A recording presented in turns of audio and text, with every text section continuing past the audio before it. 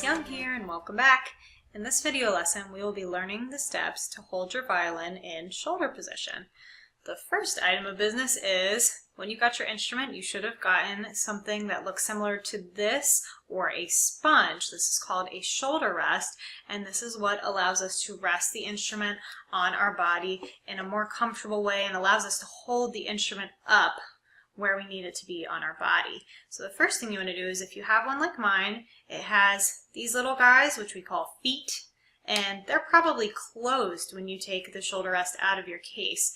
We want to go ahead and open those feet up so that they're angled inward. See how these guys are going inward, not outward like that. We want those curves to be towards the inside of the shoulder rest. And then we're going to go ahead and take our violin very carefully, flip it upside down so that the neck is facing the floor, and very carefully hold the neck in between our legs with the back of the violin facing us. Then you're going to go ahead and make your shoulder rest smile. We don't want any frowny shoulder rest. We want it to be a happy shoulder rest. Then go ahead and flip that and face it towards you.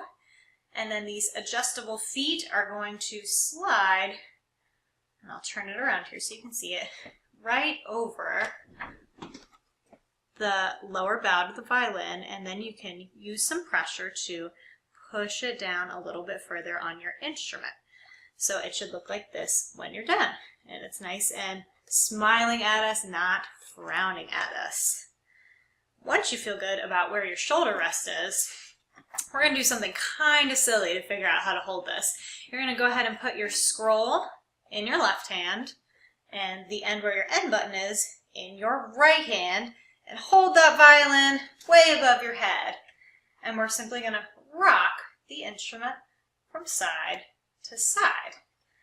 One of these times when you're feeling particularly brave, we are going to go ahead and stop rocking and bring that violin down on the left side of our body. You should have the chin rest that we learned about in week 1 right next to your chin, and the end button on the bottom will be somewhere near the middle of your neck. The shoulder rest should comfortably make contact on your shoulder. I'll show you here on mine, all the way up on your shoulder, and also on your chest. So we're looking for contact on the chest and on the shoulder. Chin in the chin rest. End button is near the middle of your neck.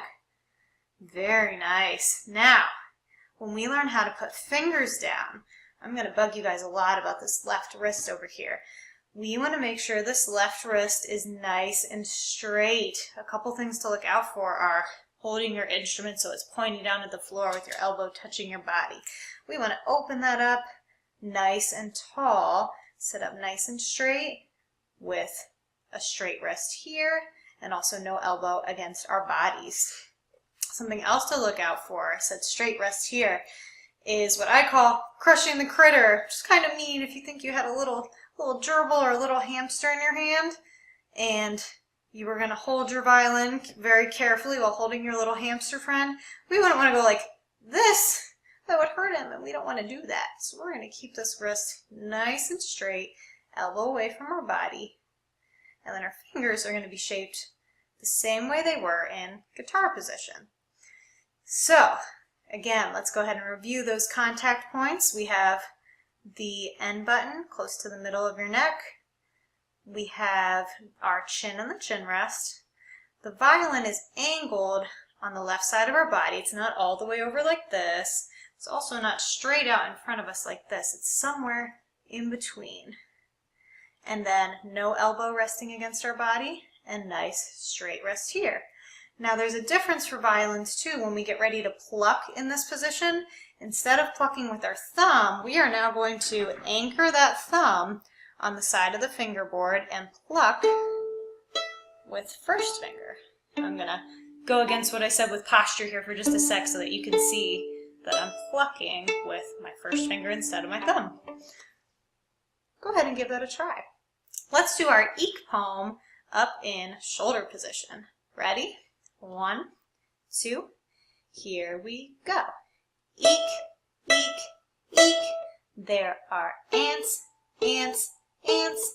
And they're digging, digging, digging in the ground, ground, ground for yummy cookies, cookies, cookies. All right, very nice job. So we have now learned how to hold our instrument in shoulder position. The key points that we're looking for on making contact on our body and keeping our elbow away from our body and our wrist nice and straight, and also how to put on the shoulder rest. And you can take it off the same way that you put it on. You're just going to go ahead and carefully slide those feet off, and then remember, before you put it back in your case, you can go ahead and collapse the feet back in so they fit better. If you have a sponge, it probably came with rubber bands, and you're going to want to very carefully rubber band the sponge to your instrument by attaching rubber bands from the corner of this spout over the end button, and the corner of this spout over the end button again. And I can also help you out with that in class if you're having any struggles. I hope you found this helpful. Remember, if you would like to receive updates, to please like and subscribe. I'll see you soon. Happy practicing!